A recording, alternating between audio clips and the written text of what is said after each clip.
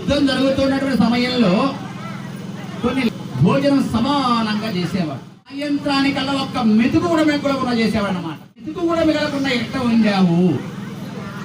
రామాయణము, మహాభారతము మరియు భగవద్గీత అనేటటువంటి అంశాలను మన భగవంతుడు ఎందుకు ఇచ్చాడయ్యా అంటే, మహాభారతం అనేది రాజకీయానికి సంబంధించినటువంటి అంశం అన్నమాట. మనందరి కోసము కూడా నరుడుగా పుట్టి, మానవుడిగా పుట్టి, మానవులందరిలో కూడా కలిసి ఆ యొక్క అవతారాలను చూపించినటువంటి భగవత్ స్వరూపులు ఎవరయ్యా అంటే రామావతారం మరియు కృష్ణావతారం అన్నారు. మరి కృష్ణ పరమాత్ముడు అనేటటువంటి వాడు ఈ భూలోకానికి ఎట్లా వచ్చాడయ్యా? ఈ భూలోకానికి ఎంతో ఎంతో ఎంతో దేవతలు, యక్షులు, కిన్నెరలు, కింపురుషాదులు, గాంధర్వులు అందరూ కూడా కలిసి ప్రాధేయపడితే శ్రీ మహావిష్ణువు దగ్గరికి వెళ్ళి వాళ్ళ యొక్క భక్తికి మెచ్చి కృష్ణావతారాన్ని భగవంతుడు దాల్చాల్సి వచ్చినది. మరి అవతారాలన్నీ ఎన్నండి మొత్తం అంటే శ్రీమదాలు విష్ణు, మత్స్య, కూర్మ, వరాహ, వామన, భార్గవ, కృష్ణ, బౌద్ధ, కలికి దశావతారాన్ని అన్నారన్నమాట. మనకు దేవత రూపంలో మహావిష్ణువు ఆచరణ కల్పించినటువంటి అవతారం ఏదయ్యా అంటే కృష్ణావతారమేను. మనకు ఆకరుణ అంటే ఆయన అవతారాలు దాల్చినప్పుడు మన మానవులందరూ కూడా, నరులందరూ కూడా కలిసి ఆయన్ని సాక్షాత్ శ్రీ మహావిష్ణువుని చూసిన అవతారం ఏదయ్యా అంటే ఒక కృష్ణావతారమేనమాట. కృష్ణావతారం తర్వాత బౌద్ధ కలికి దశావతారామన్నారన్నమాట. బౌద్ధావతారము. మరి బౌద్ధావతారం అంటే ఏమిటండి?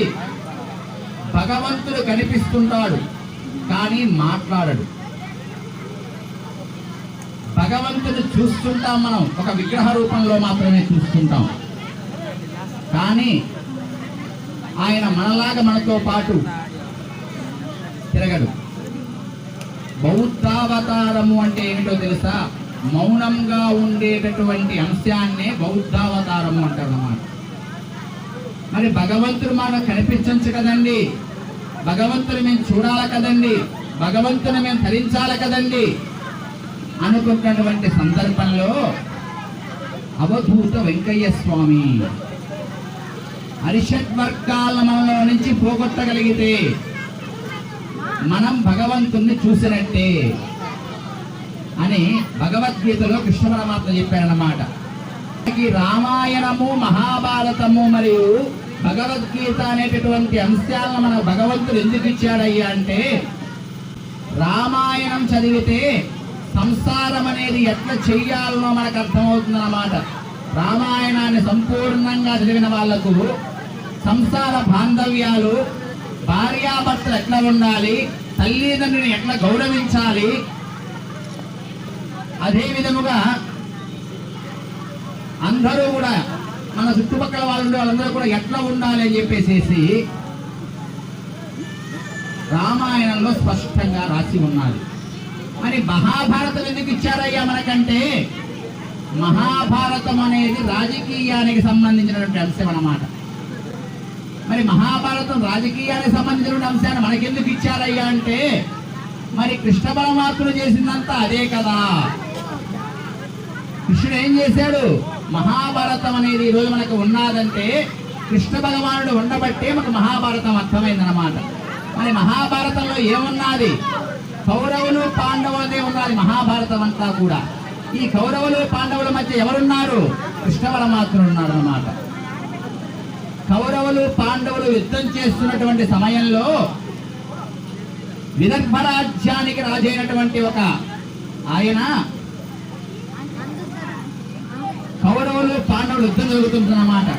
ప్రతి ఒక్క రాజులు కూడా వాళ్ళకి సపోర్ట్ ఇస్తారు. ప్రతి ఒక్క రాజులు కూడా మేము కౌరవుల తట్టు ఉంటామంటే, మేము పాండవుల తట్టు ఉంటామంటే, మన భారతదేశంలో ఉన్నటువంటి రాజ్యాలన్నీ కూడా రాజులందరూ కూడా కౌరవులకు కొంతమంది సపోర్ట్ ఇస్తారు, పాండవులకు కొంతమంది సపోర్ట్ ఇస్తారు. మరి విదర్భరాజు అనేటువంటి మహానుభావుడు ఆ కౌరవుల, పాండవుల యొక్క యుద్ధంలో ఇద్దరు మాత్రం పాల్గొనలేదన్నమాట. ఒకరు ఎవరయ్యా? శ్రీకృష్ణుడు. ఇంకొకరు ఎవరయ్యా? బలరాముడు. వీళ్ళిద్దరు మాత్రము యుద్ధంలో పాల్గొనలేదు. మరి ఉడిప్పి నగరానికి చెందినటువంటి మహారాజు అయినటువంటి ఉడిప్పి మహారాజు, ఆయన పేరు నరేషుడు అన్నమాట. ఈ నరేషుడు అనేటటువంటి ఆయన కౌరవులు ఏం చేస్తారు తెలుసా? ఓ ఉడిప్పి మహారాజా, నీ సైన్యం చాలా పెద్దదిగా ఉన్నది, నీ సైన్యాన్ని నువ్వు మాకు సపోర్ట్ చేయవయ్యా అంటాడనమాట. పాండవులు ఏం చేస్తారు?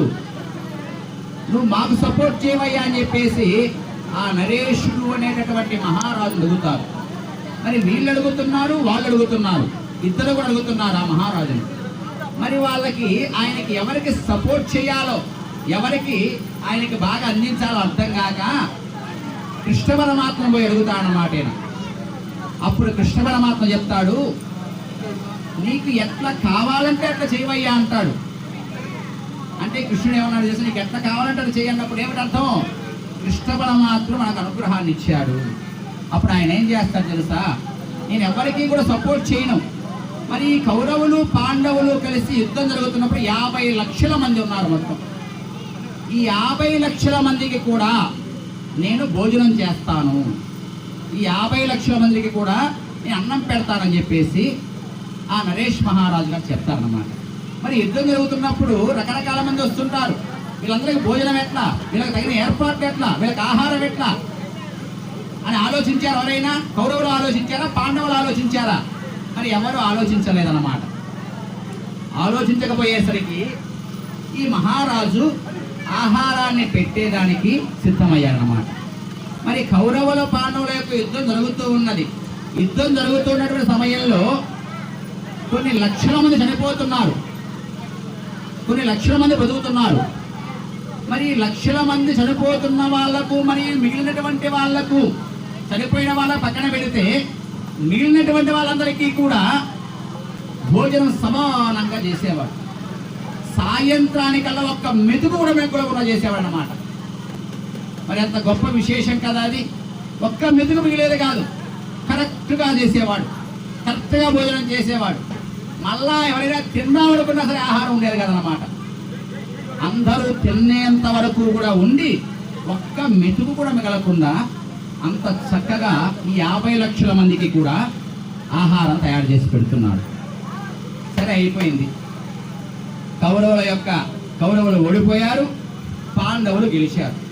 పాండవులు గెలిచిన తర్వాత పాండవుల్లో గొప్పవారైనటువంటి ధర్మరాజు అనేటటువంటి ఆయన నేరుగా ఈ నరేషుడు అనే మహారాజు గారి దగ్గరికి వచ్చి, నాకు ఒక ఆశ్చర్యంగా ఉన్నది, మేము గెలిచాము, పాండవులు గెలిచాము, మాకు చాలా సంతోషంగా ఉన్నది అని ఒక విషయాన్ని అడుగుతాను, నువ్వు చెప్తావా అని అడుగుతాడు. ఏమిటయ్యా ఆ విషయం అంటాడు. మేము యుద్ధం జరుగుతున్నది కదా, మేము యుద్ధం చేస్తున్నాం కదా, ఇన్ని లక్షల మంది వస్తున్నారు, ఇన్ని వేల మంది పోతున్నారు, కానీ నాకు ఒక ఆశ్చర్యం ఏమిటయ్యా అంటే, సాయంకాలానికల్లా నువ్వు వండినటువంటి ఆహారంలో ఒక్క మెతుకు కూడా మిగలకుండా ఎట్లా వండావు? అందరూ తిన్న తర్వాత ఒక్క మెతుకు మిగలకుండా ఎట్లా చేసావు నువ్వు? అసలు నీ అంచనా ఏమిటి? ఇంతమంది చనిపోతారని నీకు తెలుసా? ఇంతమంది ఉంటారని నీకు తెలుసా అని ధర్మరాజు గారు అంటారన్నమాట. అప్పుడు ధర్మరాజు గారితో ఈయన అంటాడు, మీరు ఎట్లా గెలిచారయ్యా అంటాడు. మీరు పాండవులు కదా, కౌరవులు చాలా మంది ఉన్నారు కదా, మరి పాండవుల సైన్యం తక్కువ కదా, మీరు ఎట్లా గెలిచారు అని ధర్మరాజు గారిని నేను అడుగుతాడనమాట. అడిగినటువంటి సందర్భంలో అంతా కృష్ణ పరమాత్మ లీలా అంటాడనమాట. ఆయన మేము గెలిచామంటే కారణం ఏమిటో తెలుసా? కృష్ణ పరమాత్మ యొక్క అనుగ్రహం ఉండబట్టే, కృష్ణ పరమాత్మ యొక్క సంపూర్ణమైన సహకారం మాకు ఉండబట్టే మేము గెలిచాము అంటారు. కానీ కౌరవులు అట్లా అనలేదు కదా. దుర్యోధనుడు అన్నాడా? ధృతరాష్ట్రుడు అన్నాడా? ఎవరన్నారు? ఎవరు కూడా అనలా. మా బలంతో మేము యుద్ధం చేశామన్నారు. కానీ పాండవులు మాత్రం అట్లా అనకుండా కృష్ణ పరమాత్మ అనుగ్రహంతో మేము గెలిచామనేటువంటి సందర్భాన్ని చెప్పారు. అప్పుడు వెంటనే నరేషుడు అనేటటువంటి మహారాజు, మరి నువ్వెట్లా పెట్టావయ్యా మెతుకు మిగలకుండా అన్నాడు. అడిగినటువంటి సందర్భంలో నీకెత్తైతే ప్రఖ్యాతగా నిన్ను గెలిపించాడో అదే విధంగా కృష్ణ పరమాత్మకు నాకు కూడా చేశాడు. మరి ఆ రహస్యం ఏదో చెప్పంటారా అంటాడు. ఏమిటా రహస్యం అంటాడు. యుద్ధం అంతా అయిన తర్వాత కృష్ణ పరమాత్ముడు వచ్చి నా దగ్గర కూర్చునేవాడు. భోజనం ఎట్లా చేసావనేవాడు, అందరికీ సరిపడిందా అనేవాడు, అన్నీ చెప్పేవాడిని. నా దగ్గర కూర్చొని కృష్ణ పరమాత్ముడు పెసరకాయలు ఉన్నాయి చూసారా, పెసరకాయల్ని తింటూ ఉండేవాడు. అంటే కృష్ణుడు ఈ రోజు ఎన్ని పెసరకాయలు తిన్నాడంటే అంతమంది రేపు చనిపోతారని అర్థం. అర్థమైందా? ఈ కృష్ణ భగవానుడు ఈ రోజు రాత్రి నా దగ్గర కూర్చొని ఎన్ని పెసరకాయలు అయితే తిన్నాడో అంతమంది రేపు చనిపోతారని అర్థం. కాబట్టి ఆ విధంగా అర్థం చేసుకొని నేను భోజనం తయారు చేశాను అని నరేషుడు చెప్తాడు.